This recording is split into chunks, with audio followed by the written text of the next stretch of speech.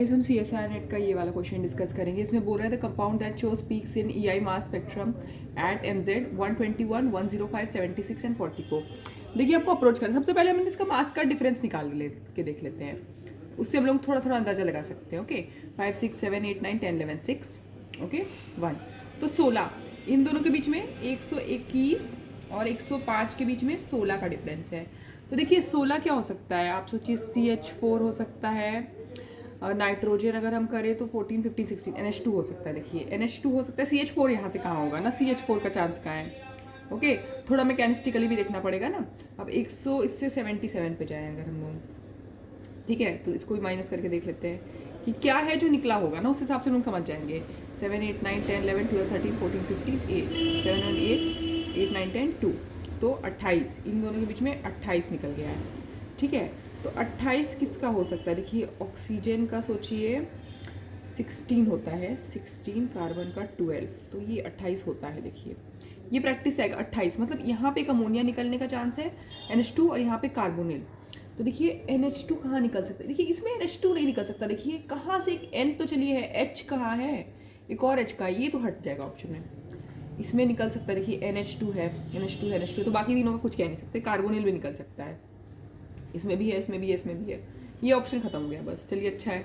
अब देखिए 77, आपको पता है ना कि हमारा जो बेंजीन है उसका 78 होता है। तो अगर सोचिए बेंजीन में एक कार्बोकैटायन बना है तो वो 77 पे आएगा, ये 77 पे आएगा। क्यों? क्योंकि यहाँ पे एक हाइड्रोजन रिमूव, बाकी सब में हाइड्रोजन है, इसमें एक रिमूव कर दिया हमने, तो ये हमारा आएगा 77 पे। ठीक है, आप इसको कैलकुलेट काउंट करके देखिए, और ये आएगा ना पीक, क्योंकि देखिए हमें कार्बो कैटायन वाला होता है ना, कैटायनिक वाले का आ जाता है पीक, बाकी फ्री रेडिकल जो बनता है उसका नहीं पीक आता है। तो ये तो एक हो गया।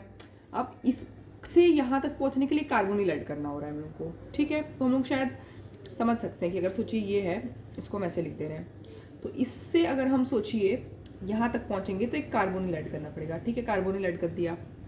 अब कार्बोनिल भी कैटायनिक होगा तभी ये पीक आया है ना। मास स्पेक्ट्रोमेट्री में ऐसा नहीं कि फ्री रेडिकल का पीक आता है, ये आपको ध्यान में रखना है। कार्बो कैटायन कैटायन होना चाहिए, ये हुआ। बस इस पर अगर NH2 ऐड कर देंगे तो हमारा एक और पीक आ जाएगा।